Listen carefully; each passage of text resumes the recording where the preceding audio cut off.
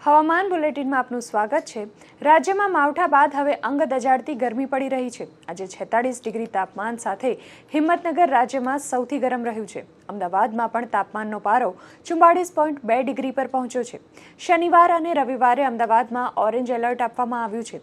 અમદાવાદ ઉપરાંત ગાંધીનગર, ભુજ, અમરેલી અને રાજકોટમાં પણ ગરમીનું ઓરેન્જ એલર્ટ અપાયું છે, જ્યારે દ્વારકા, પોરબંદર, ભાવનગર, સુરત અને વલસાડમાં ગરમીનું યલો એલર્ટ આપવામાં આવ્યું છે।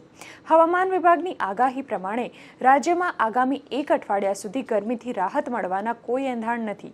કાળઝાળ ગરમીથી બચવા માટે અમદાવાદ મ્યુનિસિપલ કોર્પોરેશને લોકોને કેટલાક સૂચનો આપ્યા છે, જેવા કે બહાર જતી વખતે પાણીની બોટલ સાથે રાખવી, પુષ્કળ પ્રમાણમાં પ્રવાહી પીવા જોઈએ, જેવા કે લીંબુ શરબત, પાણી, છાશ, નારિયેળ પાણી અથવા તો અન્ય પ્રવાહીનું પણ સેવન કરવું, તાજા ફળો અને શાકભાજી ખાવા, બહાર જતી વખતે છત્રી, ટોપી કે સ્કાર્ફ સાથે રાખવા, લાંબો સમય તડકામાં ન રહેવું।